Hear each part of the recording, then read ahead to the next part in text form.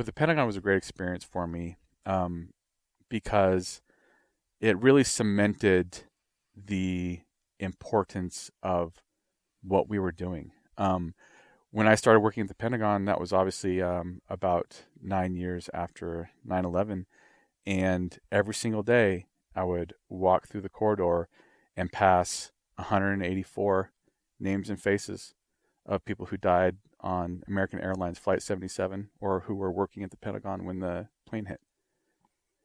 And that mattered to me a lot.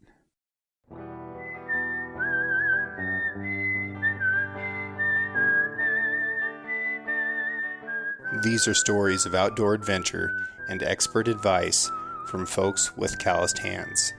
I'm James Nash, and this is the Six Ranch Podcast.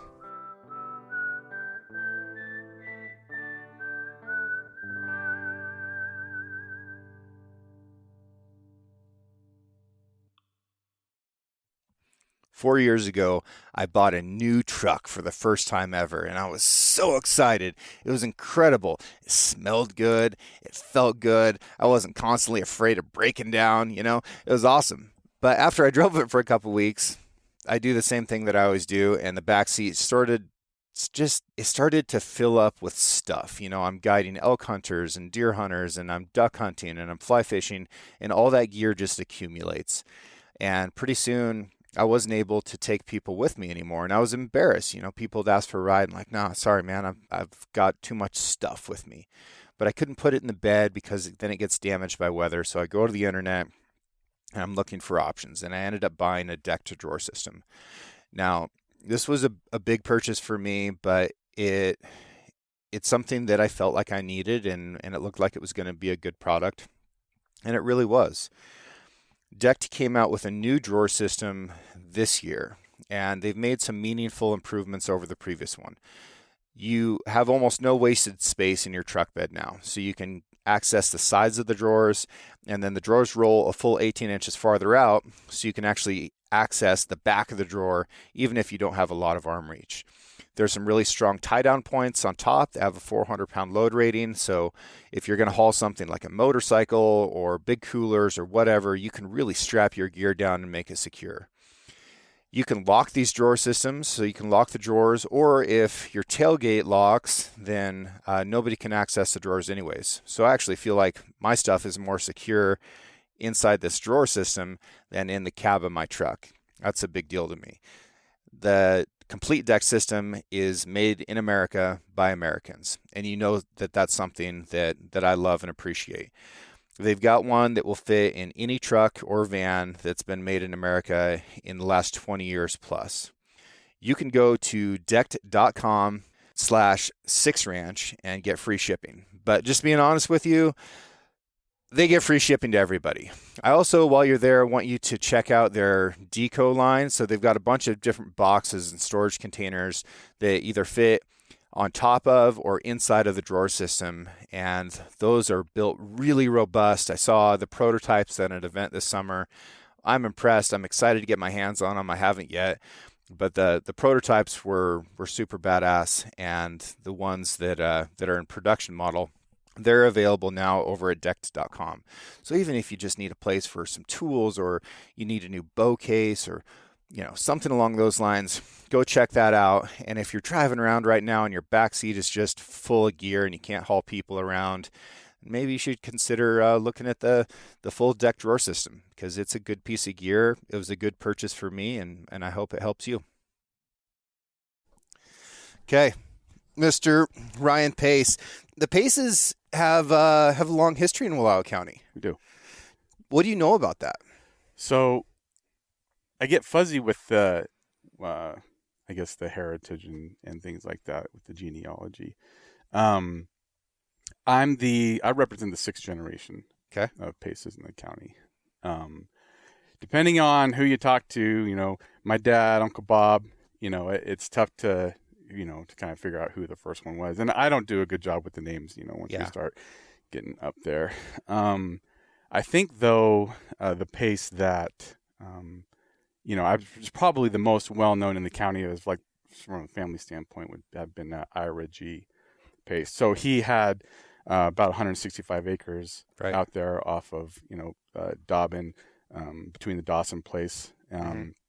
and what the Butterfields farm out there. So, Okay. his barn is still out there. He has one of the century barns. I think 1913 was one of the barns that went up there. So, um, And that's a cool thing that Oregon does, and I'm sure other states do it too. But if you have a Century Farm here, then that's recognized, and you get a sign that says Century Farm and stuff like that, showing that it's still in operation and has been for longer than 100 years. yeah, and he was interesting. He was a one man band. He played a bunch of instruments at the time. Oh, really? Guitar and harmonica, and he had the whole kick and the cymbals and everything like that. And there are some interesting pictures of him in some of the old county books and things like that of what he did. He was this odd inventor of sorts. He made some type of contraption that could really take, once he would get the hay down, it would take it and roll it from, a really wide standpoint. Like, I don't know what what the interval is now with, how they rake and things like that once they Sure. get hay down. But he was always finding ways to do things a lot faster and a lot more efficient. And so definitely one of the more, unique relatives that, you get told about, Yeah. over the years. Yeah. That's interesting. There's only a handful of families around that have kind of maintained through the centuries, through the years, and all the generations, and it's really cool. I think it's neat to have that connection to a place, and you and I took similar paths in some regards, where we went away, we went to college, we went into the Marine Corps, and then found a way to sort of fight our way back here. And for me, that's what it felt like a lot of the time was, I'm out developing myself as a person, I'm getting education and experiences, and I'm fighting my way to get home. Did you ever feel like that? I did. It was a unique thing about growing up here in the county. We talk about that. Our family arrived at this year, or I'm, sixth generation, Wallowa County. And I was thinking to myself, like, does that happen in other places? Right? Are people like, hey, like I'm sixth generation Harney County, Right. or and I don't know. I've never had that conversation with someone. Say, Yeah. do you identify really with the dirt of where you live? My staff sergeant, John Xavier, he pointed out to me one time that I asked everybody where they were from. That was a normal part of like me getting to know somebody. Probably my second question after, what their name is. Yeah. And other people don't do that, evidently. Like that was odd. And he wasn't like criticizing it or anything, but he was letting me know, like, that's unusual. And he's like, it must be really important to you where you're from. I was like, well, I don't think I would be the same person if I was from anywhere else. Like it becomes part of your identity here. Yeah, it really does. And that was something that kind of stood out to me, spending a lot of my career in the DC area, is you really kind of did land on two questions. It was the, hey, where do you live? And then where are you from? Right. Because they're never the same answer, Yeah. And so it was a unique experience and a valuable experience to really see not only where you came from geographically, right, but just the people and the culture and the community that you grew up in. Because, going into the world and meeting so many different people, having so many different experiences, you might talk with someone for 30 seconds, and never see him again, Mm-hmm. And so what's coming out in that 30 seconds, it's who you are. It's your character. It's your heritage, your bloodline. I mean, all that stuff that makes up you as a person is coming out in that 30 seconds. Yeah. And so, whether you're hopping off a helicopter somewhere in the middle of nowhere in the dead of night, and, you have a crew chief that you're, tapping on the shoulder saying, hey, like, good luck, be safe. Yeah. All of that is coming from, who you are as a person. And, looking back and kind of thinking about all the different experiences I've had and all the people I've shared that with, I know that I've been able to give a lot of myself to other people, and it comes from here. It comes from family, from faith, from the country that Yeah. we live in. I mean, it's it's just the fabric of what makes us who we are. Right. I think part of it too, Ryan, is that for me, I'm trying to assess that person as quickly as possible. Right, wrong, or indifferent. That's what I'm trying to do, and I'm not doing it consciously, but that's what's happening. And I think it's really normal when you meet somebody new to assess whether they're a threat or an ally, whether you have something in common with them or not. So if I ask where they're from and I know something about that area, what I'm really thinking about is like, what are the hardships that are endemic to that area? Because I think that it's not so much like what's easy about where a person lives, so much as what's hard about where a person lives that shapes who they are.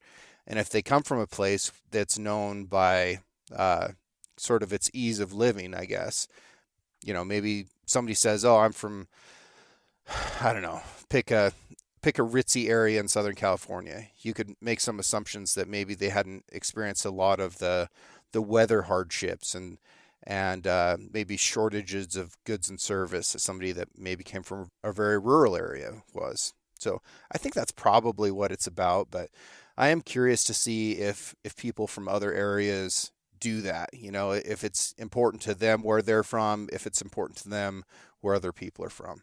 Yeah. And, I think that helped me out a lot in my career. The majority of my professional career was spent as an intelligence professional.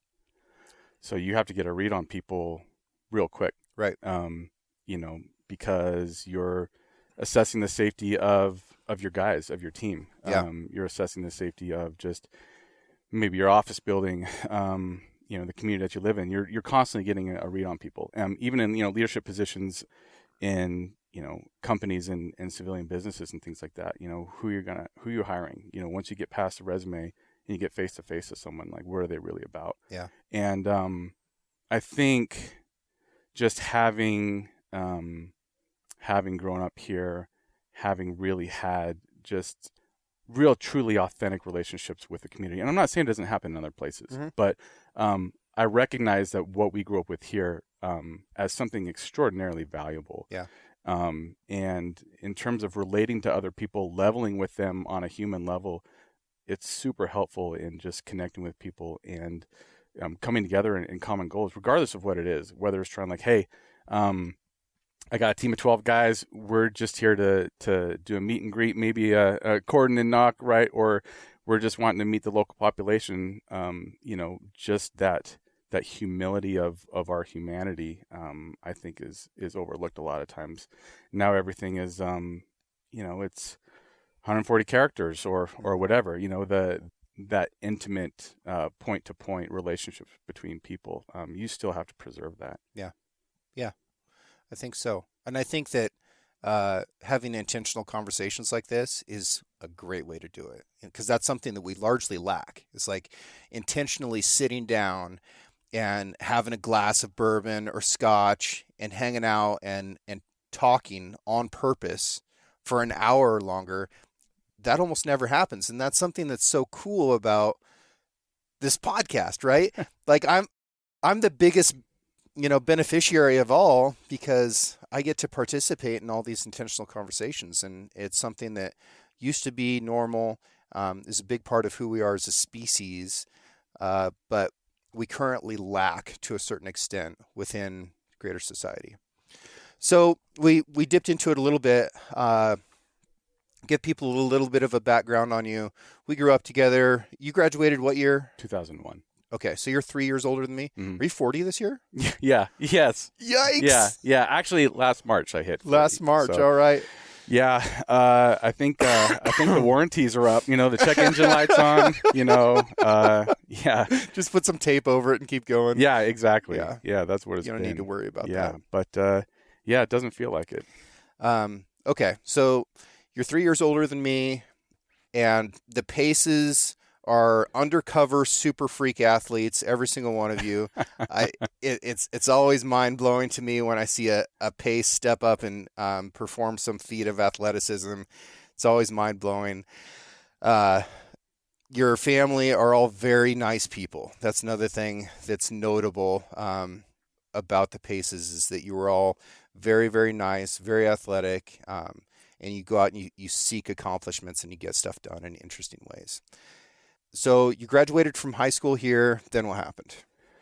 Graduated from high school. Well, a little bit of a backstory there. My dad, taught at Enterprise Mm-hmm. for 39 years, and so Was it 39 years? yeah, 39. And he retired pretty close to when I graduated, I think, maybe a little bit after. He was done right. I think 2019 was actually his last Oh, year. 2019. So Yeah, it was a while longer. Right before. Okay. I think he COVID. was ready to graduate when I was He there. was. Yeah, he kept saying that. Yeah, he kept saying that. But him being in the school here locally for that long, my uncles all living here locally, my grandparents living here. One of the things that they all taught me was just, we get blessings from the community, but we also owe something to the community. And watching all of them uniquely in their own way serve Wallowa County in some way was important. So growing up, Dad, he taught U.S. government and Civics. yeah, civics, things like that in the high school, Oregon history. So there was a lot of we watched a lot of news in the house. I remember that. We watched the news and we would talk about like the map, and where the countries are and things like that. And I really just enjoyed geopolitics and international relations. And so going through school, I was always a pretty good writer, Mm-hmm. and I was comfortable, public speaking in front of people and things like that. And so graduating from high school is kind of like, okay, what are we going to do? I actually wanted to go, I don't know if I've ever told you this, I actually wanted to go into broadcast journalism. Did you? I did. Yeah. So I did a brief internship. I think I knew that. And you wanted it to be in sports, right? Yeah. Like sports broadcasting, broadcast journalism, something of that nature. And so Eugene has KEZI. They have their small market news station there. And at the time, Rick Dancer, he was one of the anchors there, and he was a journalist. And so I actually went to Eugene when I was a senior and spent a little bit of time with him, just kind of shadowing him. And that was really cool. And really kind of got into it. So after graduating from high school, that's what I wanted to go into. So I ended up going to George Fox University there in Newberg, Oregon. And that was, kind of where I was headed. And of course, first day, August 30th or whatever, 2001. And then a couple weeks later, you have 9/11. Mm-hmm. And that was a seminal moment for me. Being away from home, right? Being out of the county, seeing something of that nature play out was, it really, really impacted me. And so at that point, moving into my sophomore year of college, I changed my major to political science and international relations.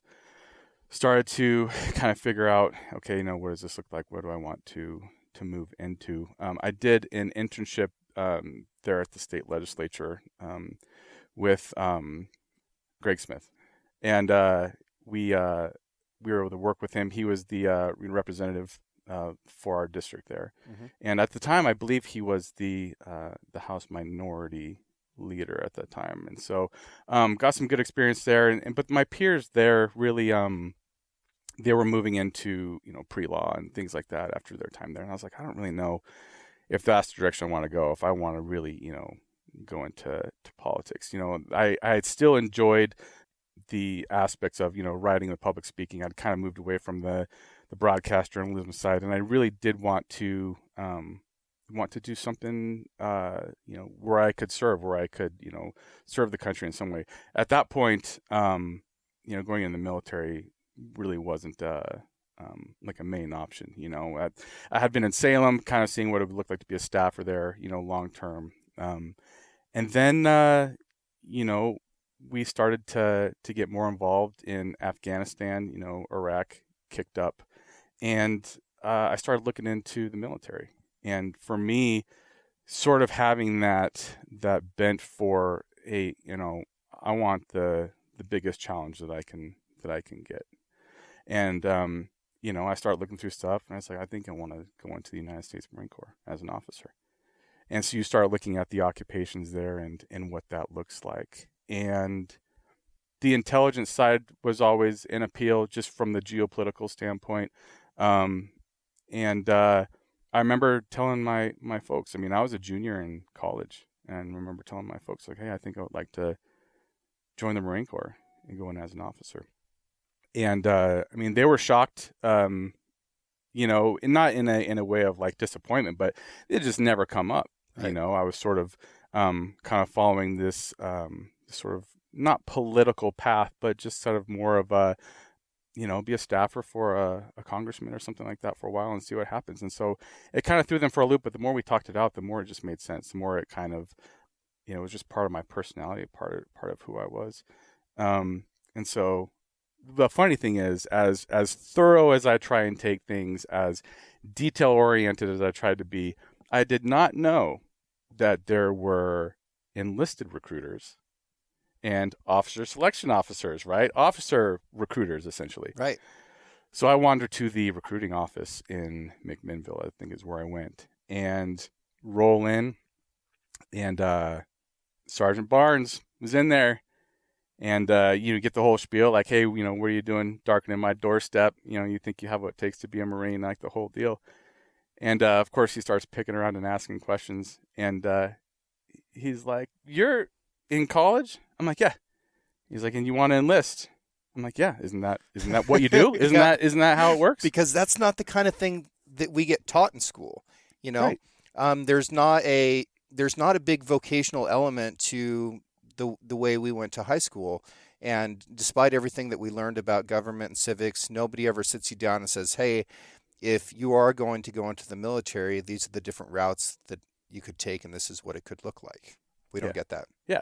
Yeah. So I'm alone and unafraid to trying to figure things out on my own. And he looks at me and he's like, so you're a junior in college? I'm like, yeah. He's like, all right, let's roll paperwork. You know, not at one point he's like, Sure. hey, you know, actually, you might want to go down the road about 20 minutes and talk to, Captain Klemke down there, the officer selection officer. But so yeah, I ended up enlisting as a junior in college. Just like I said, of course I later found out, right? I'm like, oh, you know, it could have gone to the through the whole PLC platoon leadership course program in Quantico and finished my degree and then gone to be an officer. So between my junior and senior year, from June 16th to September 10th, I was at Marine Corps Recruit Depot, San Diego, and it was a great experience. I mean, it's hard. Yeah. I mean, I was 21. Right.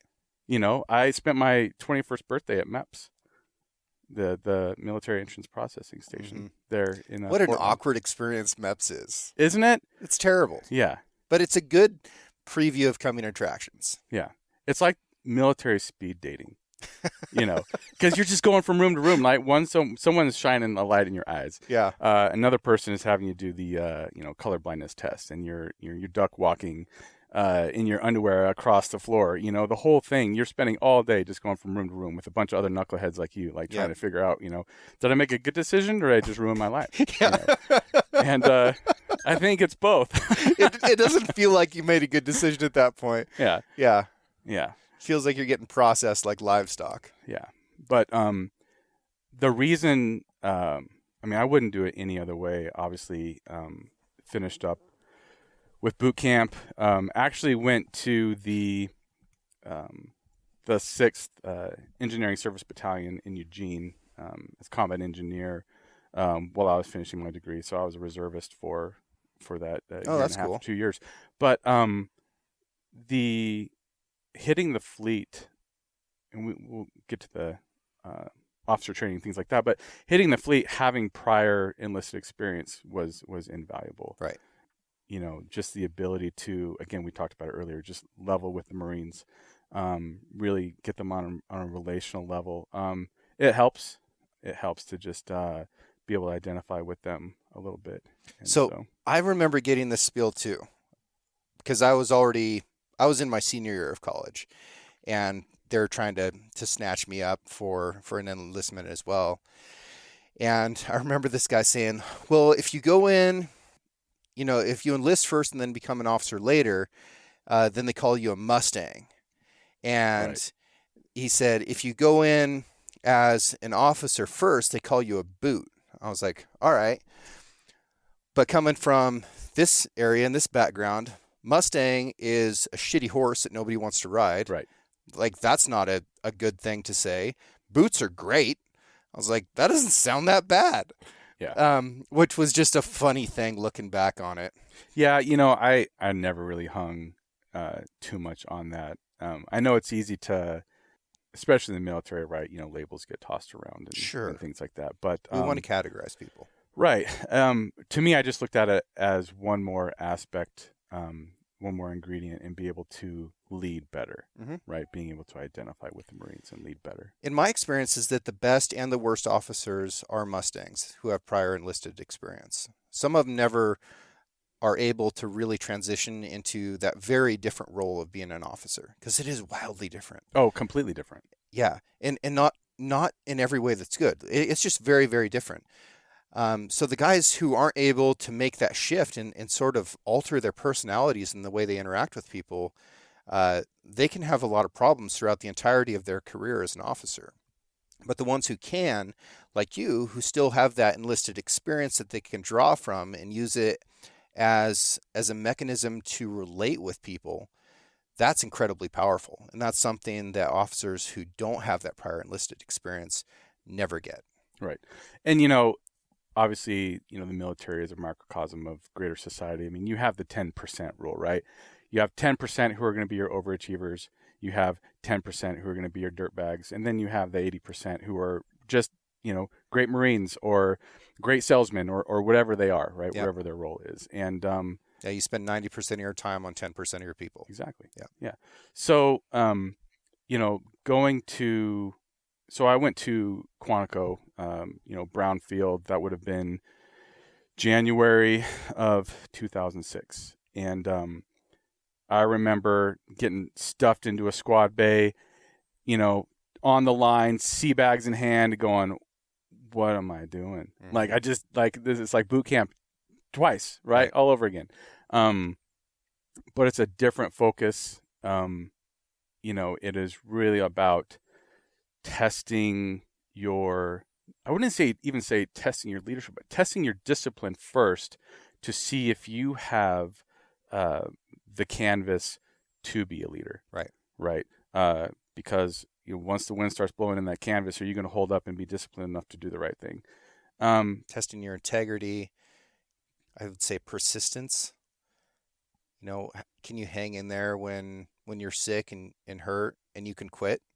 Yeah, because that's a big difference. People don't always realize that. After week 4, you can stand on those yellow footprints and drop on request. Yep. And I don't think people always remember that that's a big difference between going to boot camp as an enlisted Marine versus going to officer school. And I distinctively remember watching people mentally break, walk down that squad bay, bang on the wall 3 times, and scream at the top of their lungs that this candidate request to drop, and a big hairy arm would reach out and snatch them away by the collar, and you never saw them again. Yeah. And that obviously, it has an impact on everyone who's left, right? Mm-hmm. Because that means you're just one step closer. It's not necessarily an elimination game, but if you're looking at people who are giving up, people who are saying, hey, that's enough. It's like, hey, you know what? I got enough for one more day. The attrition rate, from my understanding, is a lot greater for that wintertime class than it is in the summer. Oh, yeah. We started, I'm going to exaggerate numbers on purpose. I want to say we started with over 60 just in our platoon. They have big platoons sometimes, and they only had one company during the winter. Mm-hmm. So we were Charlie Company, and so they were only running 4 platoons. I want to say we graduated and commissioned 33. Yeah. Now, what was always in the back of my mind, it wasn't that I was going to give up and quit. Right. But injury is always there. Sure. I saw some horrific injuries. People just running, doing basic things. You're running fast on the ice, on trails with roots and rocks and all kinds of trash. We had a guy almost die from a heart attack from hypothermia. Like there's things that are beyond your control. Yeah. Like you can have everything that it takes mentally and physically, and you can step in the wrong place and break yourself and you're done. Yeah. And for people familiar with Quantico, I mean, there are, half the time you're running during the fall and winter, you're running through like 8 inches of leaves, right? Like you said, and there's just roots everywhere. And, people are just going down all the time. But going in January, there's, and I forget one of the courses, they call it SULI, the Small Unit Leadership Evaluation. I'm pretty sure that's it. But there's a ford. I don't know if you remember the ford towards the end of the course, one of the courses, where you have to, it's probably chest deep, but you have to go through this pond, right? And it was frozen over. Mm-hmm. And so this was after the portion. We've already gone through the Quigley and gone through the culvert and everything like that. But we had to break the ice with our rifles just to get through it. Yeah. And, you have those, cold weather gear, they call it cold weather gear, but they give you those green knit gloves that aren't keeping anything warm. They just get wet and soppy on your hands, It was crazy. Winters in the mid-Atlantic are wild. They feel wet. Here we have a dry cold, really. Which we don't. You don't think so? I know that we don't. Well, you're out there shooting ducks all the time. Of course, you feel it way more than I do. And I'm a data guy, so I I watch all the time, and I've been trying to figure this out. And we'll get back to this in a second, because the things that you're talking about are important to me too. Our humidity is typically over 90% in the wintertime. That's why we have fog most of the time, and hoarfrost that gets so thick that it breaks trees. That makes sense. And everybody says to each other, we have a dry cold here and it doesn't hurt that bad. We don't. We have an insanely wet cold, but we're at 4,000 to 5,000 feet elevation. Right. And that's the difference, right? If I go to Texas and it drops down to 35 degrees, I'm freezing. But if it's 35 degrees here, I'm outside working in a t-shirt, even though it's still 90% humidity. Right. And maybe it just adds to the environment. You got the wind whipping off the Potomac. You're standing outside that chow hall. Yeah, you're wearing the stupidest stuff you could possibly wear. You're standing still for long periods of time, and then you're moving fast the rest of the time. So you're constantly building up sweat and letting it freeze. Like, you're acting in the dumbest way that you could, but it's not up to you. I remember in that ford specifically, because we had to break ice through it too. And this was decades before like ice baths were the thing, right? But our platoon commander was Captain Bass, and he stood out there chest deep in that water for the entire time it took everybody to go through. And I was very impressed by that. And that was one of very few examples where I saw somebody at OCS who was, in fact, setting the example. Because most of the leadership at OCS, whether it's from your platoon sergeants or whatever, any of the staff, they're acting in ways that you should not act as an officer. Right. So you're surrounded by people who are not setting the example in the way that you should be following it. But I distinctively remember Captain Bass standing out there chest deep in that water, and he must have been there for 45 minutes. Which is an incredibly long time to spend in cold water. And yeah, he got to go change and be in a dry, warm environment afterwards, but he did it. And that had an impact on every one of us. Yeah. I think about that a lot. I think about, obviously the Marine Corps, in terms of leadership development, so you have all of these standards and tests and evaluations and impossible puzzles, right, to try and solve as a leader of a small unit. And then you get to the fleet. And, well, obviously following officer candidate school, then you go to the basic school and you learn all of the skills and, different fieldcraft and tradecraft out there for those 6 months, and compete for your job. You do. Yeah. That's another thing people don't realize. Like, I didn't go in with like a contract that said, hey, if you do a good job, you get to ride around in a tank. Right. You're competing against 300 or 400 other guys for a handful of jobs that people want and a whole bunch of jobs that nobody really does. Right. You know, if you're not, so you have the two guaranteed contracts, you have aviation and then you have law. And then if you're not one of those guaranteed contracts, you're ground. Yep. And then you gotta fight it out with everybody else over 6 months. And they do something really interesting with that I would like to see applied to. I would like to see this model applied to other things. So you get evaluated on physical fitness, on academics, and on leadership, right? I think those are the three things. And within that, you get ranked. And say there's, just to make it easy, say that there's 300 officers going through this course. Now, at the end of it, whoever's number one, they get their pick, right? They get their pick of whatever job they want. And typically, that's going to be infantry. Now, they're going to break everybody else into thirds. So you're going to have, guy number 100 who's at the top of the bottom third. You're going to have guy number 200 who's at the top of the middle third, and so on. And when they start handing these jobs out, they're going to go to the top of the top third, to the top of the middle third, and to the top of the bottom third.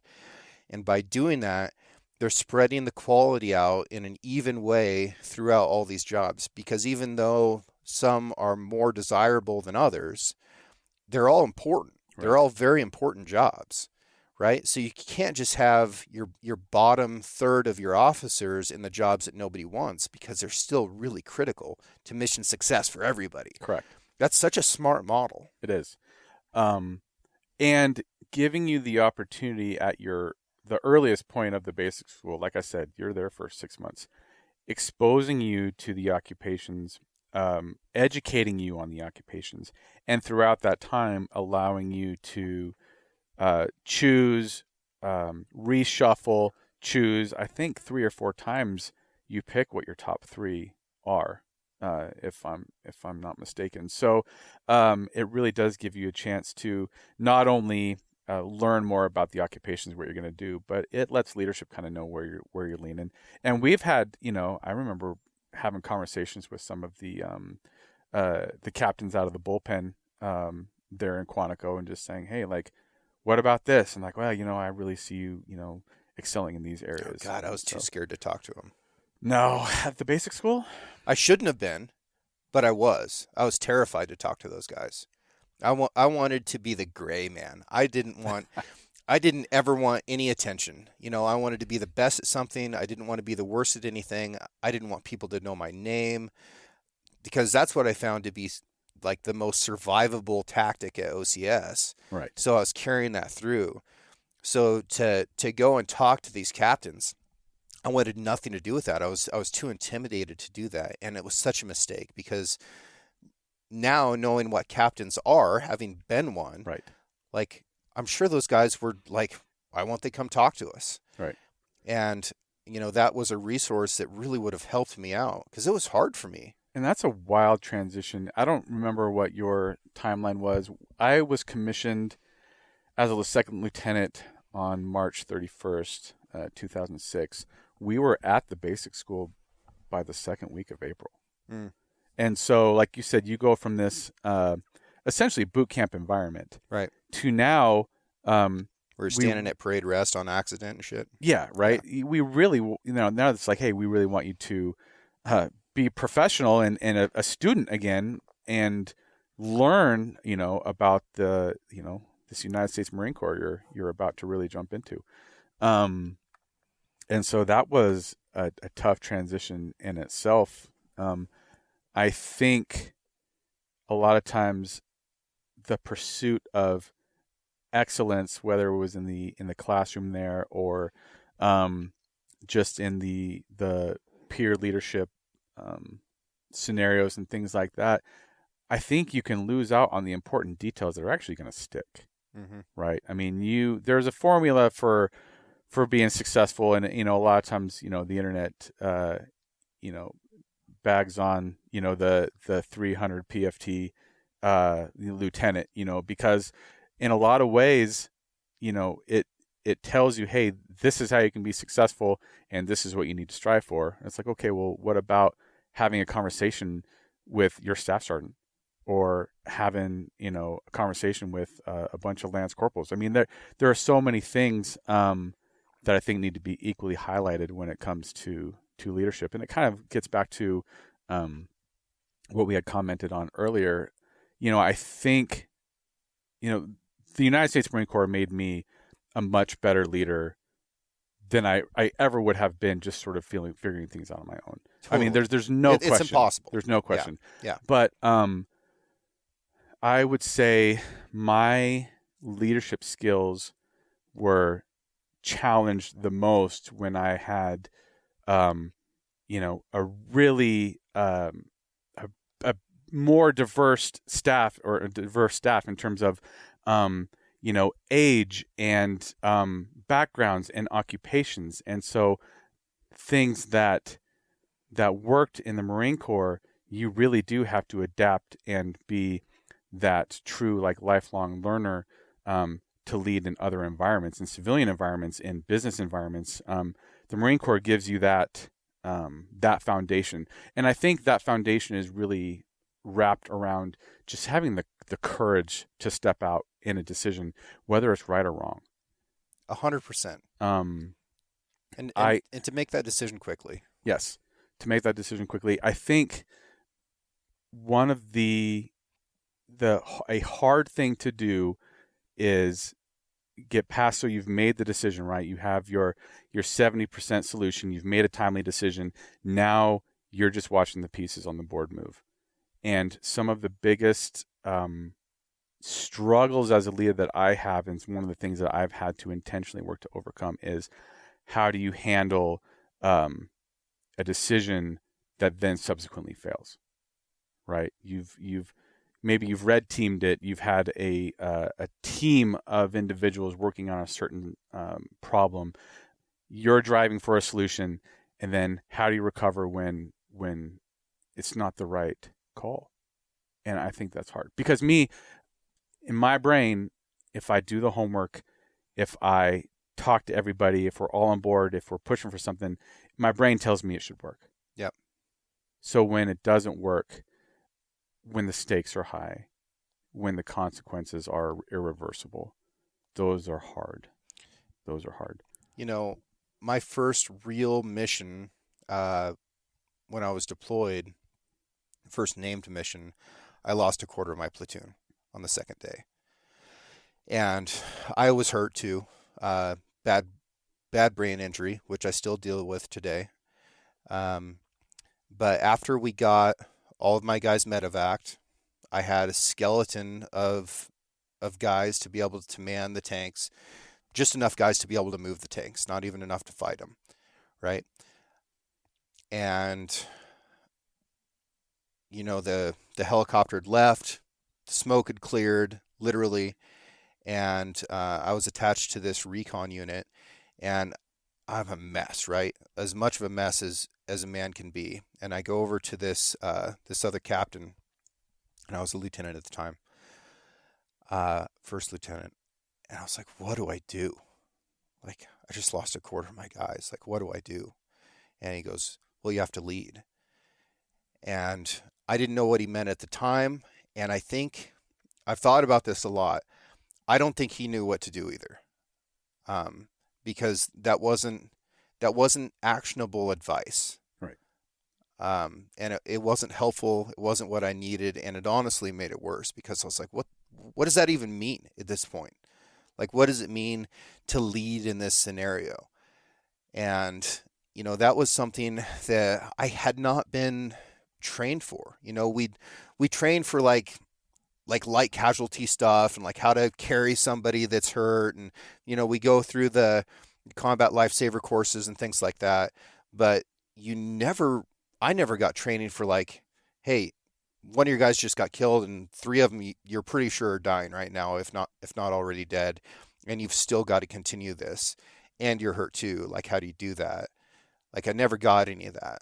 So what you're talking about as far as like leadership skills when it really matters, like, that was it. And I didn't have it.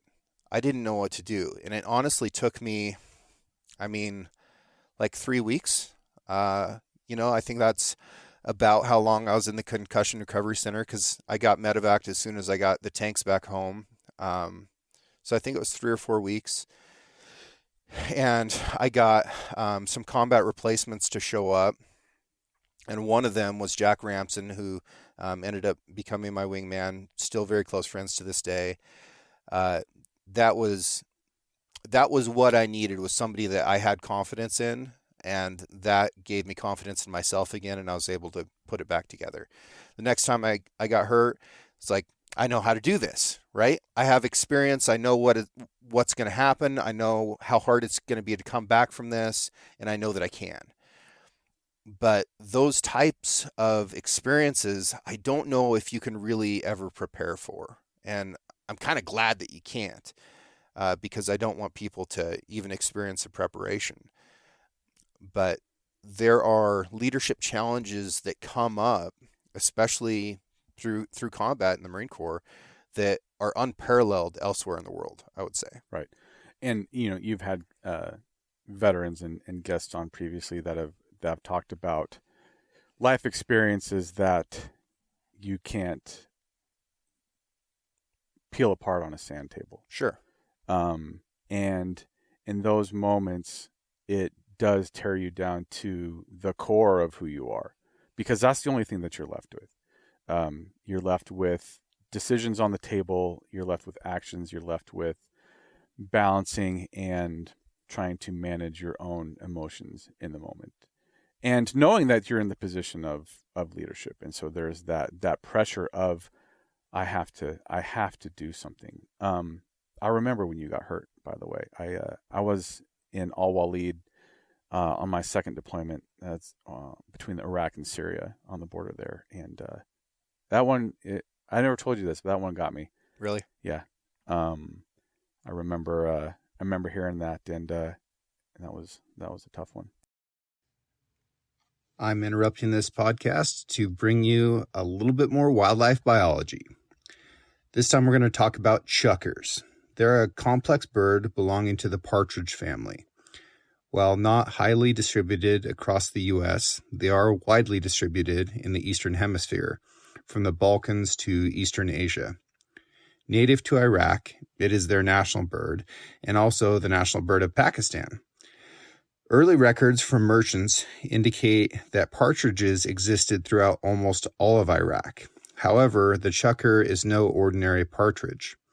Chukars typically prefer habitats on steep, open hillsides that lack true forest cover. Rocky outcroppings, talus hills, and uneven grassy landscapes provide the cover that chukars need. Chukars, much like our beloved mule deer, have elevational migrations. In northern Iraq, for example, chukars will spend the better part of March through October at 5,000 to 6,000 feet in elevation. When fall rains begin, they move down in elevation toward previously dry areas that now hold more food and water. And when snow falls, and yeah, it snows in Iraq, they will move further down in elevation to follow food and water availability. Then as the snow melts, chukar will begin their upward migration. Chukars prefer these steep and physically challenging habitats because of their choice of evasive techniques. When approached by a predator, individual chukars will flee uphill, which is the bane of chukar hunters across the globe. A covey, which can be anywhere from 5 to 40 chukars, will flush downhill initially, then swing back uphill at the end of the flush, which in the tough and challenging terrain of Iraq seems to be the perfect escape plan. Chukars are the fastest game bird in North America. Chukars, when seen on the landscape, are truly beautiful birds. They have unique color patterns and markings that make them extremely enjoyable to encounter. But just as it is with many other species, they face several adversities and can highlight some key components in current wildlife topics, like human disease transmission and farm supplementation for conservation. Despite the remoteness and ruggedness of the mountainous Middle East and few successful predators, the recent presence of a specific tick, Ixodes hexagonus, probably saying that wrong, now creates a new problem. This tick is maybe familiar to many folks because it is one of the primary carriers of all nasty tick-borne diseases, including Lyme disease. In a 2015 study out of Iran, of 53 chukars analyzed, over 50% of the sample population was infested with this tick. Although it would be hard to draw an immediate line from chukar to Lyme disease in humans within the region, it brings up a unique set of circumstances where wildlife health and human health overlap. In northern Iraq, for example, within the Koya district, it is estimated that approximately 20% of the homes keep chukars as pets due to their shiny feathers and desirable aesthetics. A tick infestation, particularly those infested with a tick-borne illness, in this setting could spread like wildfire, creating substantial effects to human health. Additionally, supplementation of farm-raised chukars into wild populations has created further disease concerns. Farm-raised chukars within Iraq, for example, are common carriers of several avian diseases and parasites. Intensive management, like farm releases and supplemental feeding, all provide opportunities for disease and parasite transmission. Similar to many species in the U.S., common spreading places for these diseases are watering holes, and in a water-poor environment, birds may become highly concentrated at these areas, where hundreds to thousands of chukar can congregate in their search for water. At these locations, it's highly probable that diseases from farm-raised chukars come in contact with wild chukars. Unfortunately, these releases have been in the best interest of conservation. And in Cyprus, for example, they released almost 300,000 chukars in a single year at the peak of the conservation efforts to combat population declines. It should be noted that not all releases are this intensive. However, the unintentional release of farm-reared chukars pose similar disease issues. Although chukars are not at a risk of going extinct anytime soon and are a prized target by hunters, it is important to consider the possible adversities that wildlife populations face when discussing conservation efforts, and further the longevity of the species globally. It is also important to recognize that what affects populations in one region or country may be totally different somewhere else, and that an ecosystem-based approach is the best tactic to promote healthy populations for the future. Well, let's backtrack a little bit, because when I first decided that I was going to go to OCS, I called you, and you basically, and I'll try and quote you, but I'll get it wrong, but you basically said, like, what makes you think you have what it takes to lead Marines? And why do you think you should have that privilege? And it was a good question. It was a question that nobody had asked me and that I hadn't asked myself. And I'm sure I fumbled through the answers best I could. Went and did the thing. And you and your wife were in the DC area when I was in Quantico, and you were like my lifeline on days off. Like that was the place to, go get a hot meal and talk to you and talk through what was going on. You were at my basic school graduation when your wife was going into labor with your first child. That's right. And I was like, Ryan, you got to go. And I do remember this clearly. You said, traffic's terrible. It's our first kid. It's going to take forever. I'm just going to wait and watch the graduation, and then I'll go afterwards. I did. I don't know. You're going to get me in trouble. I don't know if I ever told her I said that. That's right. I did. I did. I played the traffic. But you made it. I did. Yeah. Got to see your dad. Yep. Yeah, that was a good time. That was awesome. So yeah, I don't know if I've ever told you how grateful I am to you and Aaron for being there for me. Yeah, no, but that's part of the responsibility, right? It is. It totally is. Yeah, I'm just getting a little more scotch. But those are hard. Had the same conversation with Andy. Yeah, he got hurt. I think the hardest one for me, in terms of your guys, I remember going through officer candidate school, and there was a guy in my platoon named Matt Manukian. And he was from Southern California, big kid, really athletic, but a goofball. Mm-hmm. And we became great friends at OCS. And Having had the prior enlisted experience, I was, there was a handful of us who were priors. There were actually a few guys who had prior combat experience. One of the guys in my platoon fought in our Ramadi. Nice to have those guys there. Oh, completely. Yeah. They're level-headed. It's just great people. But you end up talking to each other, and it's like, hey, like, what are we gonna do when we hit the fleet? Mm-hmm. And all through OCS, I wanted to be an infantry officer. I wanted to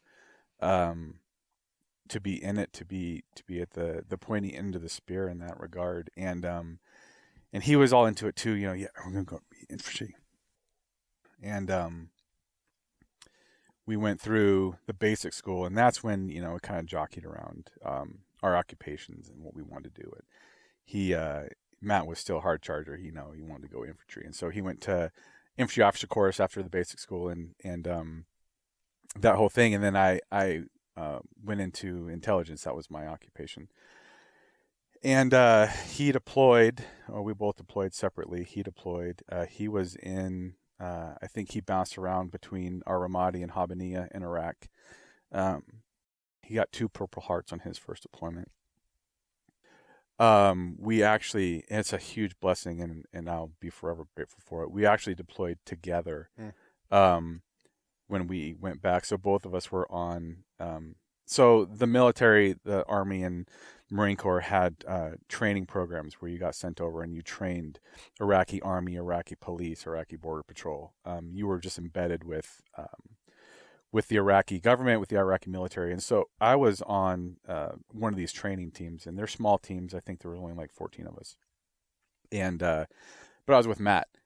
And so for that 9 months that we were at Walid, we were together, and we just had a great time. I mean, it was wild, but we had a good time. And we got home. I ended up getting out in 2009, and he stayed in. And August 10th, 2012, he was killed in Helmand Province. August 10th? By an Afghan police officer, police chief. So I was hurt on August 6th, 2012, Helmand, Afghanistan. So that's the incident I was just talking about. Do you know where? I don't remember where. So basically, they had the local Afghan police officers over for get together. It's happening like every day at that and time. he shot up the COC. Yeah. So that as, and I'm saying it as a veteran, and I know it doesn't just apply to veterans, but as veterans, I think I'm recognizing that we carry a lot of things that we shouldn't carry. But to me, when Matt was killed, I was out. I had a house, I had a family, I sat on a couch and watched TV after work every day, and he was still grinding. And I blamed myself for a long time. So he ended up, when we got back from our previous deployment, he went to MARSOC. Mm-hmm. And I blamed myself for a lot of different reasons. I felt like I had abandoned him because he went infantry and I went a different path. I had felt like I talked him into being an infantry officer, and he stayed on that. And obviously, he loved it. He made his own choices. He wouldn't do anything different if he had that opportunity. But those are the tough ones when you do have those relationships and you feel like you contributed to something. Yeah. And the outcome wasn't favorable. And I remember you and I talking on the phone, and I remember feeling similar feelings when you got hurt. It takes, I think it's very normal to blame yourself, and a lot of guys do it, right? Yeah. And I did, and occasionally still do. And it's just one of those unfortunate and painful things about it, because I think part of it is you get really comfortable accepting responsibility for things that are beyond your control, Yes. and there's a lot of power in accepting that responsibility as well. And you look for places of comfort and power when you're stressed, because that's the opposite, right? When you've got these stresses, you feel powerless and uncomfortable. So we default to whatever can give us some relief from that, and that relief ends up causing more pain. And it's unfair to blame ourselves, but it's something that we do. Yeah. I And, think, yeah, for officers and staff NCOs, when you get on that plane, you look back and you see all those families, watching you leave. And however many guys you take, you want to bring them all back. oh yeah, You want every single family to see their loved one come off that plane. And I mean, geez, a second lieutenant, what, 23? right, At 23 years old, you have a platoon of Marines that you're responsible for. And it's just an undescribable burden when yeah. you really peel it apart. And you don't know what you're doing. No, you don't. Yeah, You don't. yeah. Um, It's an awkward place to be. I was really angry as a second lieutenant, pretty much the whole time, because I was, it's like I'm just so set up for failure. yeah. And that is part of it, but it's really unfortunate. And I was really unhappy as a second lieutenant. As a first lieutenant, I feel like I had enough experience to start acting better, and just a little bit more accepting of what the circumstances were. But that is such an awkward time in an officer's life. It is. Yeah. I remember my staff sergeant, Roger Somerville, amazing guy. He taught me so much. But I remember him pulling me aside. He's like, "Hey, sir, can I talk to you?" And I was like, "Yeah, yeah, of course." He goes, "You're really mean to the other lieutenants." Hmm. And I'm like, "We can all do better. Yeah. They need to do better." I was like, "I need to do better." And he just thought that was like the craziest thing, because yeah, we're peers and as lieutenants and company grade officers, you spend a lot of time together. But you and I entered the Marine Corps during wartime, Hmm. and the stakes were just so high. Because not only are we charged with leading Marines, most of them have had deployments under their belt. Sure. We had a E5. We had a sergeant. He was getting ready to go. It was going to be his 5th deployment. Wow. As a sergeant. Yeah. I think I saw a statistic, 25,000 service members between the Army and I think the Marine Corps had deployed at least 5 times. Yeah. 25,000 have been over there in combat zones at least 5 times. Yeah. That's crazy. Yeah, we have a tremendously experienced military right now. Yes, that is now entering senior leadership. Right. Which is hilarious for me because my cohort are all majors and starting to look at lieutenant colonel now. I'm sure yours are mostly lieutenant colonels. And it's so funny to me to think about like the respect and admiration and fear that I had for field grade officers at the time, and now realizing that they're just me but older, Right. is hilarious. So when I see pictures of my buddies who like we shared a house together on the Outer Banks, and Right. like we're up to very much no good on the weekends, to think of them as majors and lieutenant colonels now, it just cracks me up. Oh yeah. Yeah, I mean, I love it. I'll get myself in trouble if I'm too specific, but you start looking at your peers who have commands. Yeah. And Oh like, yeah. oh, I remember that guy. Oh, they're like battalion commanders and stuff now. exactly, Exactly. Yeah. It's so funny. It's wild. And it is funny. I always joke because, a lot of times, the enlisted Marines, Lance corporals and corporals, they'd give, the company grade officers a hard time because, in their minds, they were they were just, tearing the city apart on the weekends, Yeah.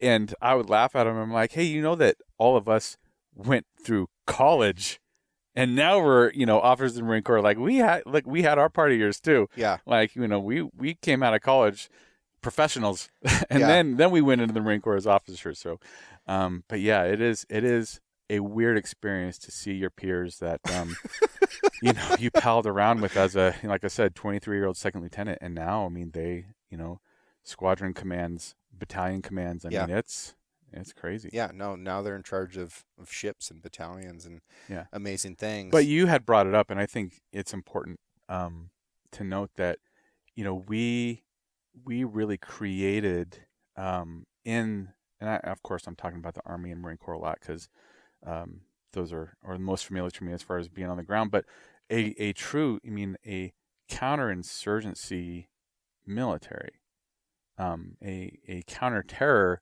military. And so when you have these,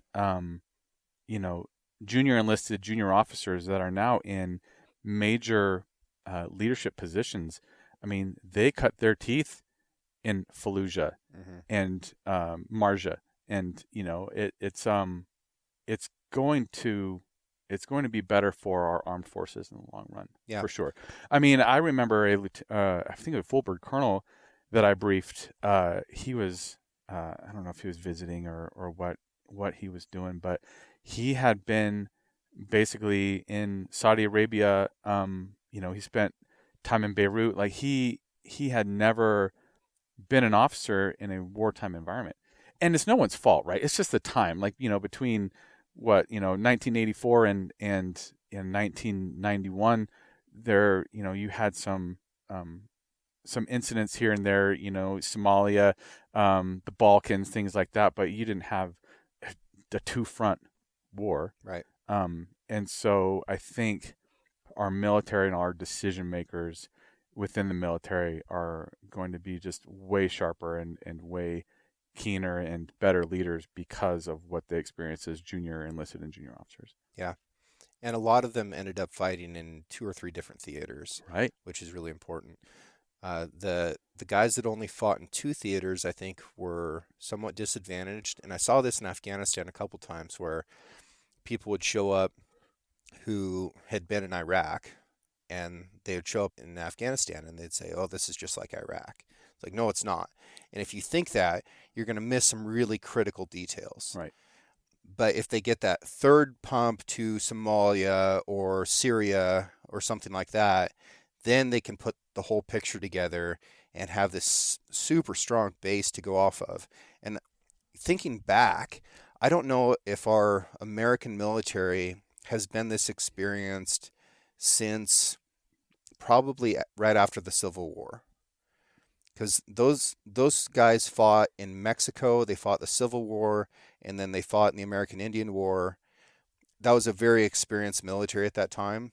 But after that, I don't know. There's a couple people that would have fought in both World Wars, maybe World War II and Korea. But we're extremely experienced right now, and I do think that it's going to set us up in a positive way in the future.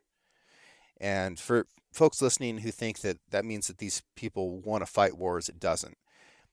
Maybe it means that they want to fight them even less, but it definitely means that they know how to. Right. I think one of the lessons that we've seen, just sort of observing Russia and Ukraine, Russia hasn't changed tactics because it hasn't had to. Right. Right? What's been the forcing mechanism over the last 3 decades, 4 decades, whatever, to change military tactics? They haven't. They're very inexperienced. Correct. They're learning. Yeah.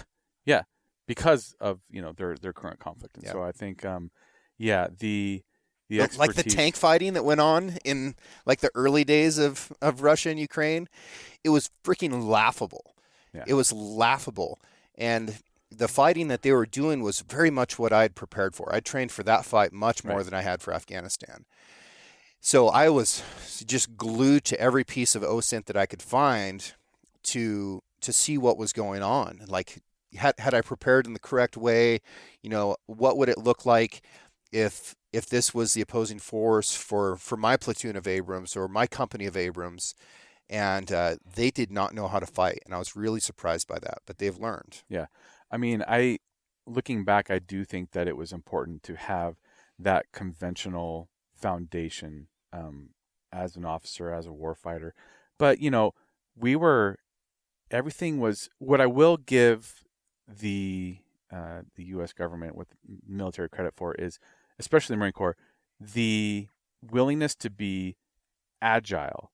Mm. At a moment's notice. And I say that because I want to say I think it was probably 2006 or 2007, David Petraeus, who was the CENTCOM commander at the time, he wrote the counterinsurgency manual. Right.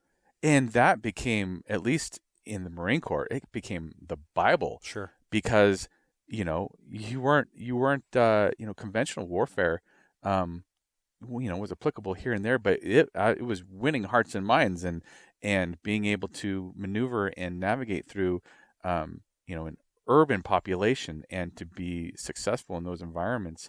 That whole Marine Corps hunter program, the left of bang concepts, all of that was because you had leaders who recognized the need to change tactics immediately in order to be successful in the battlefield, and there was a willingness to do that.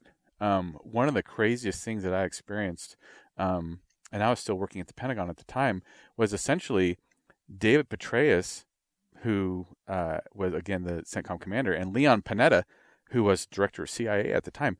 They essentially switched roles. You had David Petraeus go to CIA to be a director. You had Leon Panetta come to be the Secretary of Defense. And that was crucial in really gaining a lot of ground, a lot of victories, a lot of footholds in both Iraq and Afghanistan, just because they saw a need, they adapted, they didn't stick to bad decisions, or they tried not to, and we were able to really get a lot done during that time. And I know that there are a lot of things that are disheartening and frustrating about both the Iraq and Afghanistan conflicts, but that was something that you would have never seen in years past. Right. Now, after, and I want to get into this so that people understand the position that you're coming from and talking about this. What did you do after the Marine Corps? So after the Marine Corps, I got out in 2009. In the Marine Corps, so I was an intelligence officer. My first deployment was with Cobra Huey Squadron. So I was part of a light attack helicopter squadron 369 out of Camp Pendleton. It was an awesome time. Yeah. Skid pilots are great. Cobra Huey teams are amazing. Oh, it's awesome. Yeah. It's a great experience. I had an opportunity during that time to just do a lot of things sort of, apart from manuals, apart from what you learn from school, trying to collect intelligence in creative ways and things like that. It was a great experience. I graduated from intelligence school in Dam Neck, Virginia, I think on a Friday, and by Tuesday I was going to Iraq with my squadron. Wow. I mean, it was wild. Like, I remember our commanding officer, he's like, there's no way you're going to pull this off. He's like, you're in Virginia Beach. Like, we leave on Tuesday. You can't even get your gear inspected in that time. Yeah, right? Yeah. But I did it. Made it happen. You talked about boots and Mustangs. So I was the only second lieutenant with the squadron for the entire deployment. So I was the boot. Yeah. For a long time. Yeah. It was a great experience. I learned a lot. I made a lot of mistakes, which helped me learn even more. Mm-hmm. But I was able to do a lot there as the intelligence officer for the squadron while I was there. It was a great time, a great group of guys.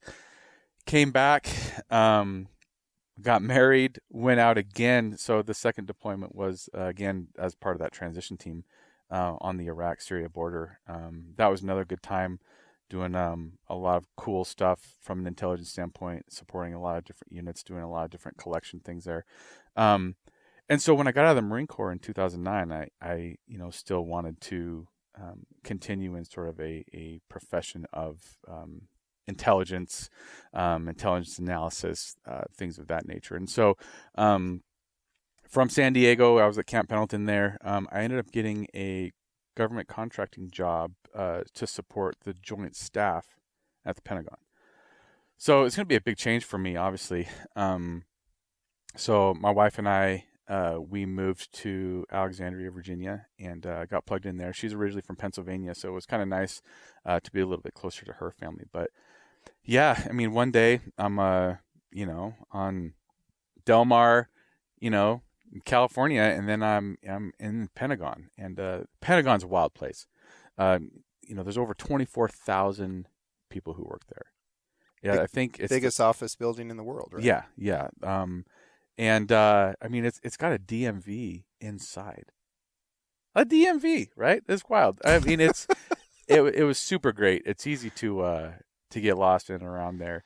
But the Pentagon was a great experience for me because it really cemented the importance of what we were doing. When I started working at the Pentagon, that was obviously about 9 years after 9/11. And every single day, I would walk through the corridor and pass 184 names and faces of people who died on American Airlines Flight 77 or who were working at the Pentagon when the plane hit. And that mattered to me a lot. The odd thing about the Pentagon with working for the Joint Staff was essentially from a rank standpoint, it's a mix of civilians and military. But, the action officers, they call them action officers on the Joint Staff, those are majors, and everybody else is, major and up. Mm-hmm. So like your peers are majors, right, and lieutenant colonels and colonels. And just the experience of being around so many just brilliant people, truly brilliant people. I talk about, people will name drop for odd reasons. But I like to talk about the people I got to work with simply because I was just a sponge. It wasn't like, oh, I worked with this person, therefore I'm elevating myself, therefore I'm important. It was like, no, like I worked with this person and I got to learn so much from them. The Secretary of Defense at the time was Bob Gates, and he was like the biggest jokester you would ever meet. He would come into offices and like steal stuff off your desk, or like because before he was the SecDef, he was the president of Texas A&M, I think, and the guy who sat next to me, he was also a former Marine, and he went to Texas, so he was a Longhorn, and we're sitting there working, and he had this big like foam, the foam fingers, like the big, right. The hook'em horns, Texas. And, of course it's obnoxious, the burnt orange, Texas Longhorns. And this guy reaches over and grabs it and like takes it. And my buddy, Eric, Marine, right? He spins around and he's like, hey, what's going on? Secretary of Defense. Standing right behind him, big old smile on his face. What are you going to do? So what does Eric do? Yep, sorry, sir. Takes his foam finger, stuffs it in his drawer, and shuts the drawer. And so, Secretary Gates is like, I like that, and then he leaves. There was another time where it was that period, we just kind of left it, but that period between Christmas and New Year, nobody works, at the Pentagon, it's everybody's taking that time off to be with family. Everyone's using leave. And so I went in that day for something, and I got my, earbuds in. I'm kind of trudging through the corridor, and you could drive one of your tanks through one of those corridors. I mean, they're so big. And so there's no reason to be close to other people from like a proximity standpoint, right?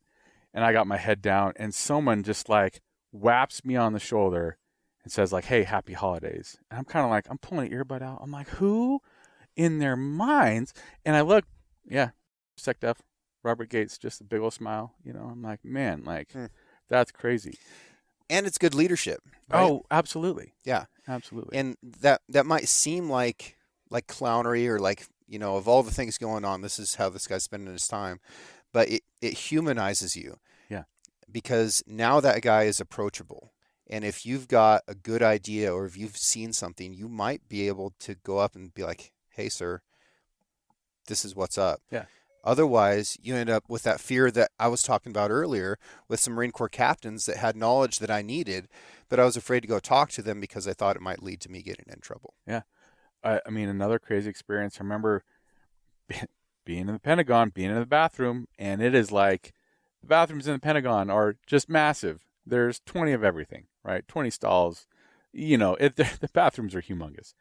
And I remember being in there and someone strikes up a conversation with me and I look up, James Mattis. Oh, yeah. Mad Dog himself. Yeah. And I'm just like, holy cow. So there's definitely... He gave me a book one time. Here you go. Yeah. Yeah. And again, that was somebody, and he was at one of my award ceremonies, and there was no way I was going to talk to him, right? And he came up and he gave me a book on the border with Crook, about General Crook in the Comanche War. And it was incredible. It's something that's a very valuable experience to me, because it took somebody who's basically a living myth to Marines and turns them into a human being that you feel like you have a connection to and can actually talk to. Yeah. And it's so important. I think, it's, and I understand why. So I'm not an apologist for poor leadership or poor policy or poor decision making or anything like that. But, I think that when there's so many, it's so easy to be critical of the military or our government or our intelligence community of, just these government organizations that have so much power and so much reach. But at the end of the day, it's just people. I remember standing in line with my badge, trying to get into the building, and it's just a bunch of people. We're just trying to go to work. Everybody has stresses. Everybody has emotional stuff. Family. I mean, we all have lives, and we're just trying to go to work. And people would protest outside the Pentagon all the time. Mm-hmm. And I remember someone threw a Ziploc bag full of animal blood at us. I was we're all queued up trying to get in the building, and it hit some lady. She's in her nice clothes, and she just gets hit with a water balloon, essentially, of animal blood, because they're protesting the war. And it was just an incredibly wild experience to feel the dehumanization of what we're doing as a government. Right. The funny thing is, like, the senior leadership, they don't even go through that entrance. It's like we're not the decision makers, right? Like we're it's like we're yelling at somebody we're, from customer service because your thing isn't working. It's right. like, they didn't build that. They're just right. trying to help you.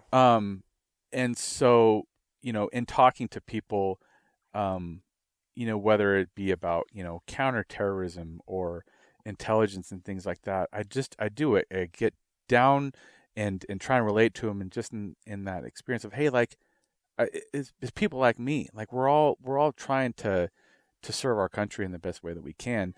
Show me any organization, and you're going to have leaders that make the wrong decisions. You're going to have leaders that are responsible to shareholders, they're responsible to customers, they're responsible to a board, they're responsible to the president, they're responsible to someone else.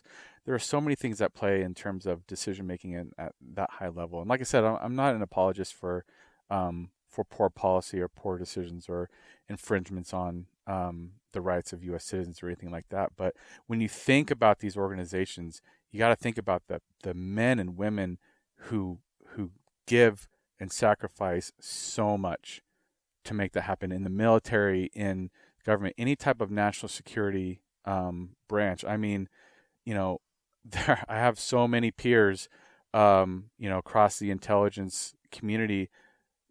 Their marriages didn't work out. They never see their kids.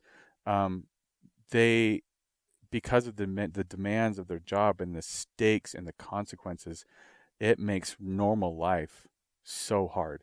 It costs you everything. It does cost everything. I remember when I was at the National Counterterrorism Center, my wife would call and I would be like, I can't talk right now. And her question would be, can't talk, like turn on the news, or can't talk because, something stupid's going on in the office, and it takes a toll on men and women every single day. And so,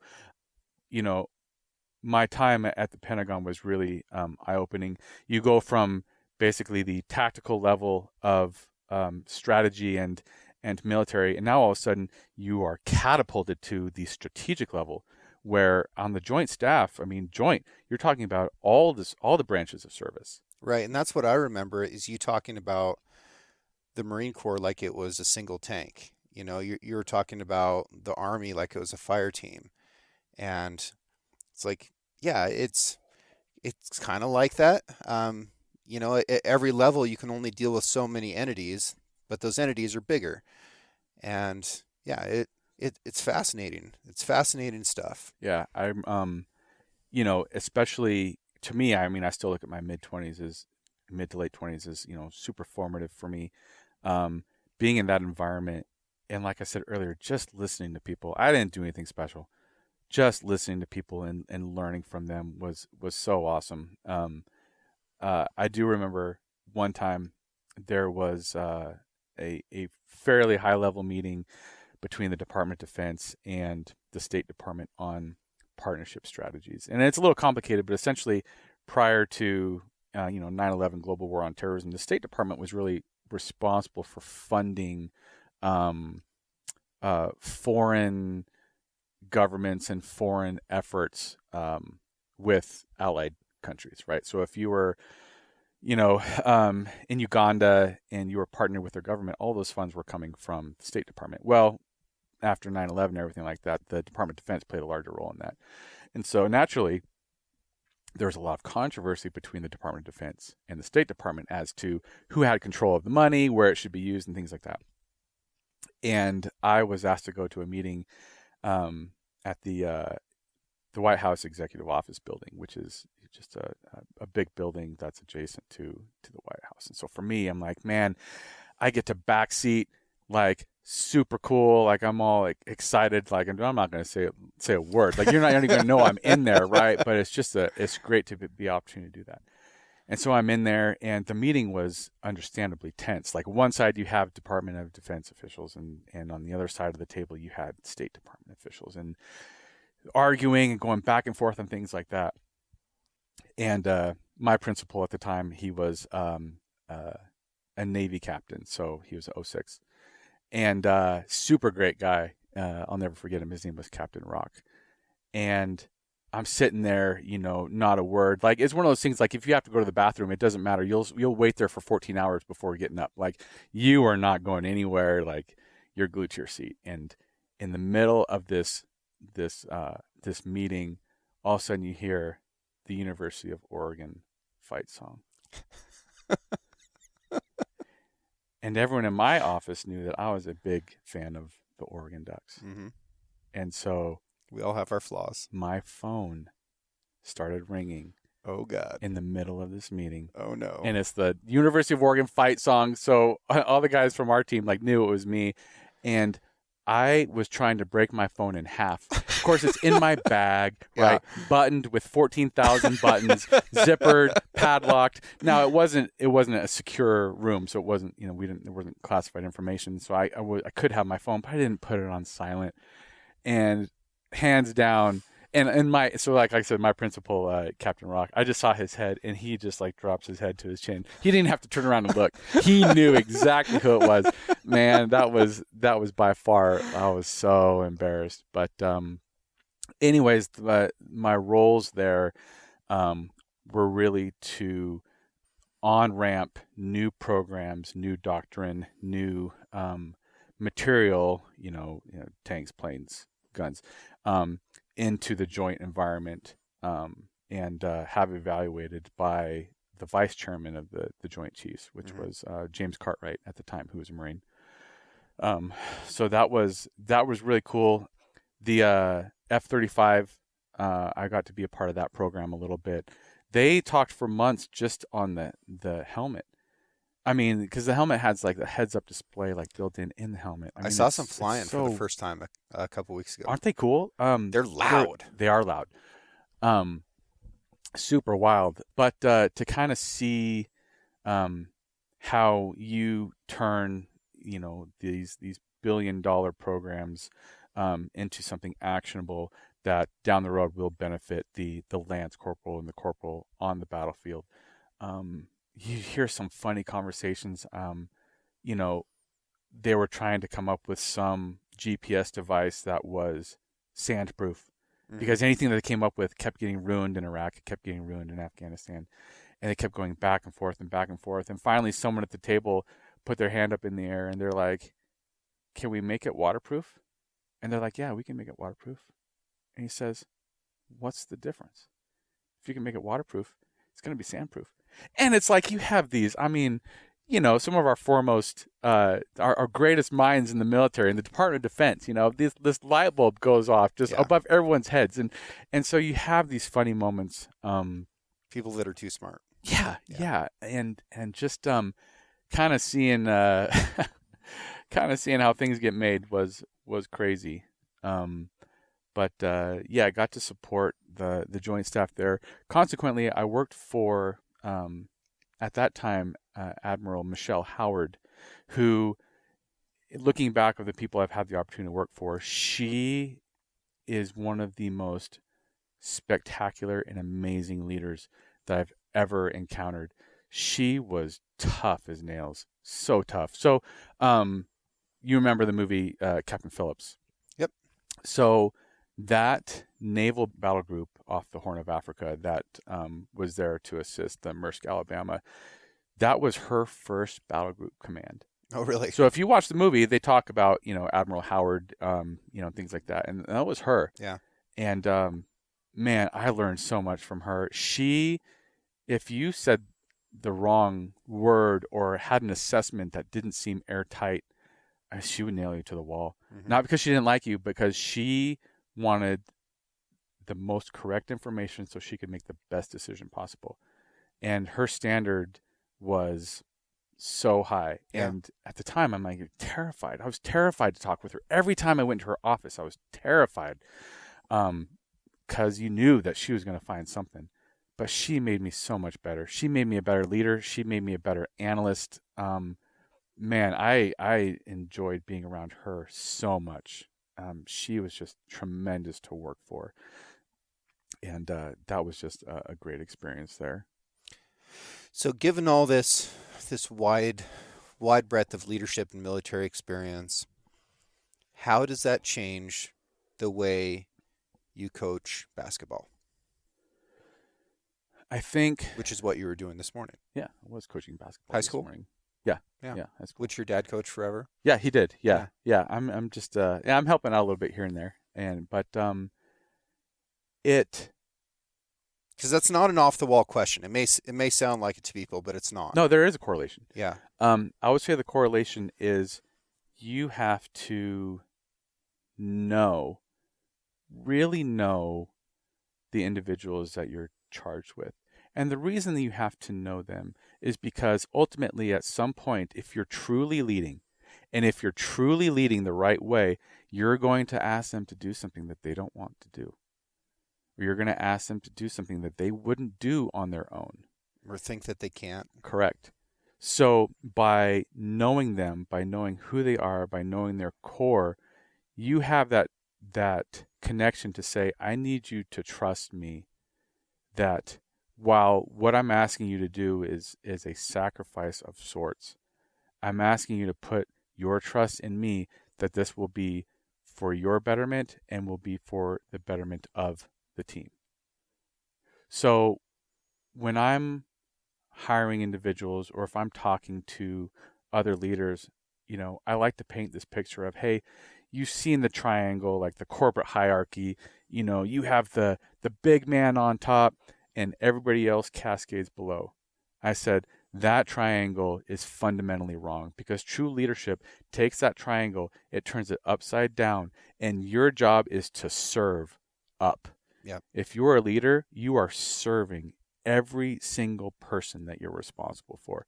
And if there's this perception that having a position of leadership or being in charge is accompanied with accolades and comforts and things like that, if you're truly leading, you're not comfortable. If you are truly leading, you're not comfortable. You're having uncomfortable conversations. You're making uncomfortable decisions. You might be making decisions that are unpopular. So one of the things that someone passed on to me was basically saying that, hey, leadership is getting comfortable with being uncomfortable. And so the ability to see the burden of leadership and sacrifice for everybody you're leading, it's like Sisyphus, like moving the boulder up the mountain only to have it roll down again. The longer that I have been in leadership positions, the longer that I have had the opportunity to lead people, the more that I realize that I am woefully lacking in myriad areas of leadership. The more I learn about leadership, the more I realize how much there is still left to learn and how you have to continue to adapt. People who think that leadership is easy might want to do a self-inventory and really see if their hearts, if their minds, if their mettle is really in the right spot, because leading other human beings is probably the most demanding thing that we can do. And it's not about leading some corporate organization or leading some team. Like, there's opportunities for that among peers, among family, in everyday lives. And so the charge and burden of leadership is so critical, and it's so valuable. It's like I said, it's one of the hardest things I think people can do. I really agree with the way you describe it as serving. I found that I was in charge of making decisions. I was in charge of making sure that things got done. So there was like that inspection portion of it as well. But my responsibility was to protect my Marines from dumb decisions that came from above. Right. So I had to be like this shield Yes. over the top of them. And the shield doesn't fare well, right? It gets beat up, but that's okay. So you're protecting them and making sure that they're okay and that they can do the job. Like you're working for your Marines, you're working for whoever you're in charge of, but you still have to be the one making the decisions. And my real turning point was when I felt comfortable and confident saying, like, getting my tank commanders together and saying, all right, boys, here's the situation. What do you think we should do? Yes. And everybody says what they think, and I go, all right, here's what we're going to do. And that was it. That was the end of it. And until the situation changed, and then we reassessed and made decisions rapidly as the situation evolved. And that's like the difference between leadership in theory and leadership in practice. Like, this is how it actually gets applied in this microcosm. But you can take all those lessons and you can then apply them to whatever you're doing. And I find that if you take, like, if you're a good leader, you're probably going to have a good relationship with your dog, right? You're probably going to have a well-behaved dog because you have a good relationship with them. You have a partnership with them. Right. If you're a good leader, you're going to be a good follower as well. So you're probably going to do well in your profession. It expands out so large. And I wondered for a long time, going through, every grade of school, they teach everyone leadership. And I thought that was strange, right? You go into FFA and like they're pushing leadership on everybody. And I thought, what a waste. There's only a couple leaders in this group. But everybody needs to learn because you're not sure who it's going to be. You don't know yet. And that's going to change with situations.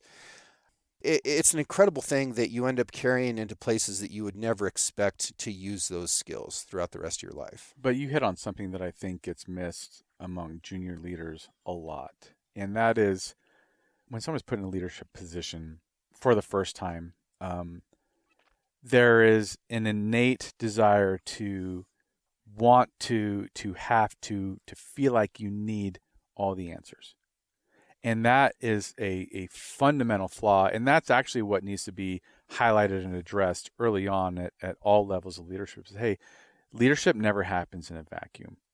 The minute that you think that you can make all the right decisions, sitting in your office, with your door shut without, pulling in the stakeholders, you're not going to, if you have success, it's not going to be long term. So what you said about, bringing the guys together and saying, hey, like, this is what we're tasked to do. Where are we at? What are we thinking? So as a leader, yeah, we ultimately get to say, hey, I think this is going to be the best solution, and then get that buy-in. But you want everybody to have that emotional investment in the decision. If they have a better idea, do I want to hear it? Sure.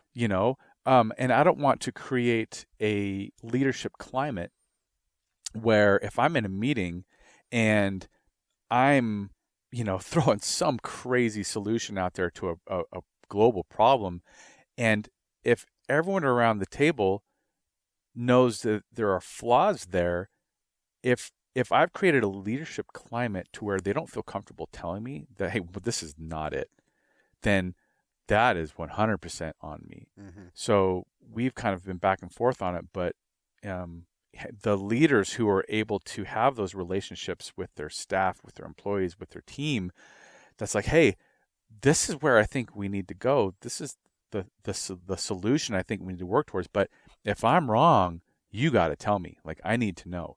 And those are the teams that are successful when you have individuals who are part of the team who feel like they have a piece of that solution. They're going to put more effort into it. There's like, hey, like, this is partly my idea, partly my contribution to this problem. I better carry some water.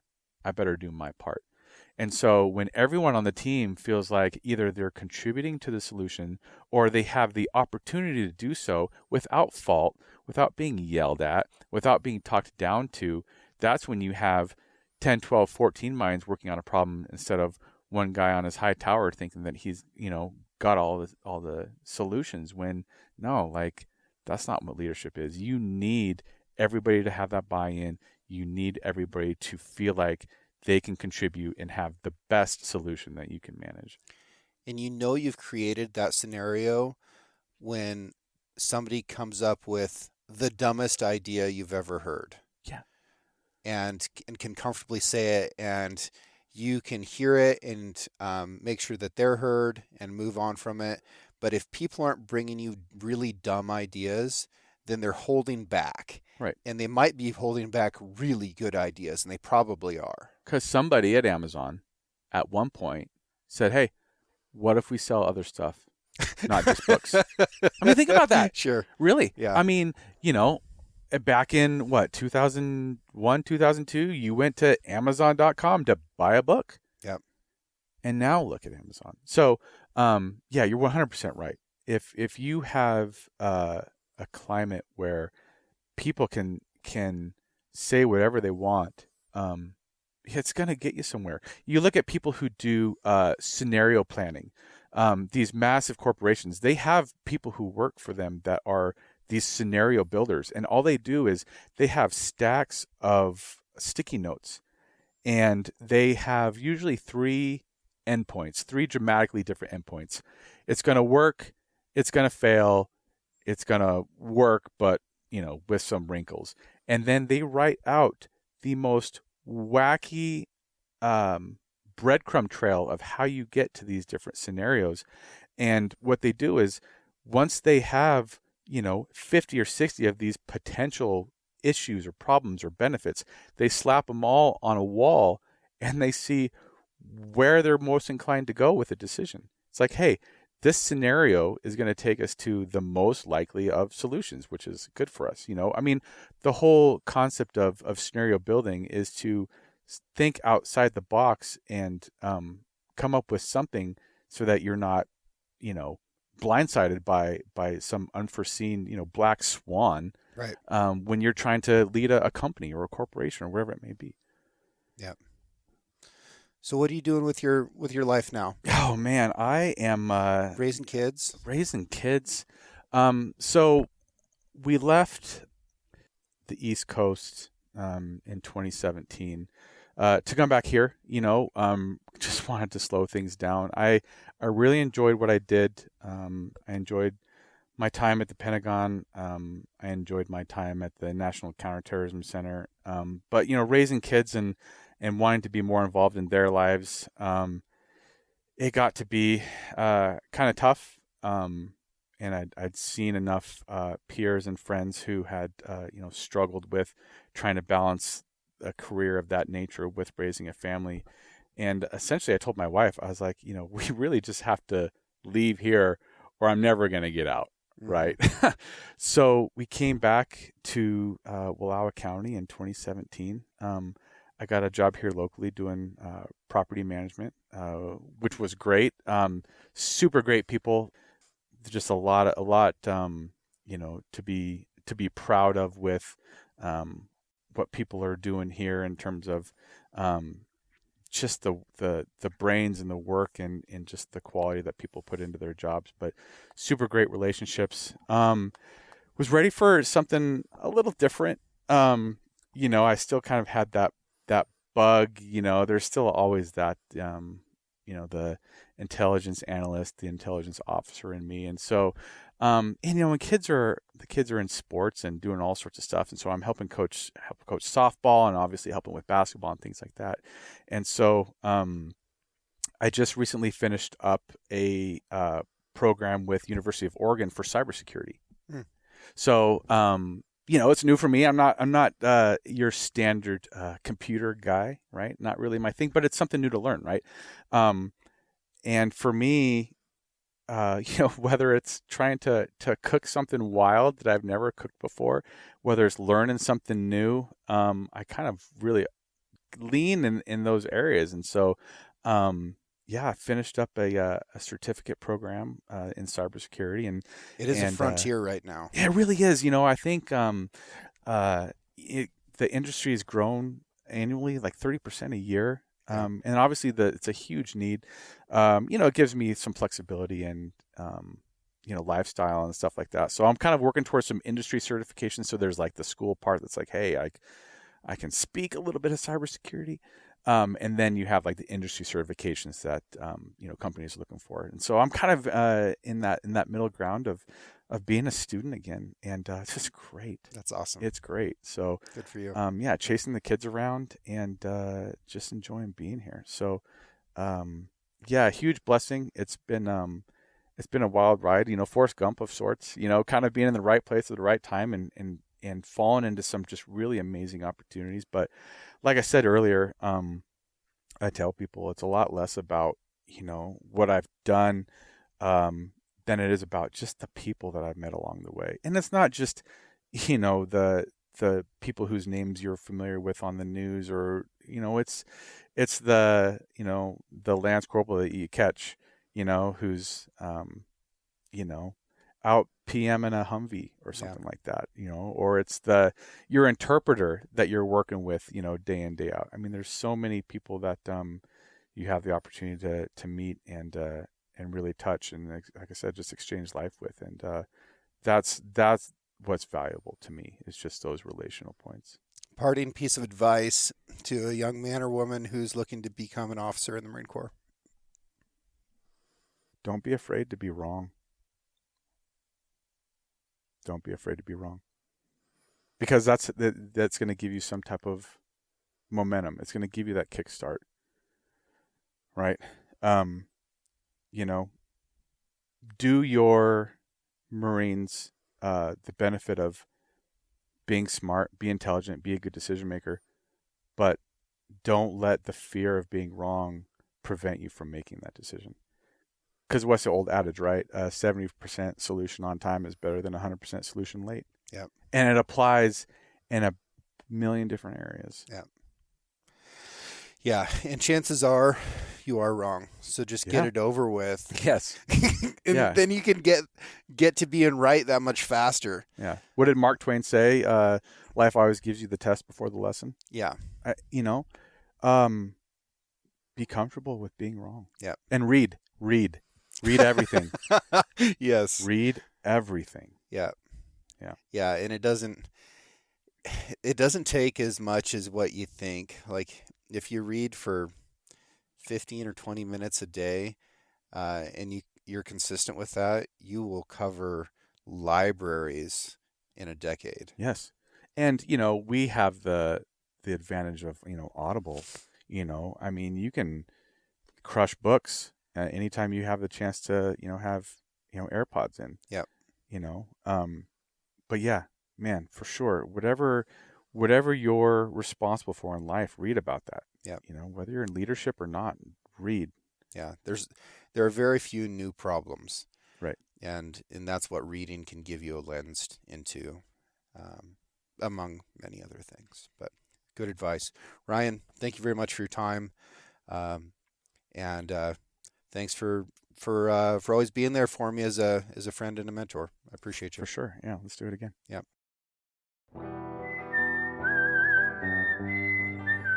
Thank you all very much for listening.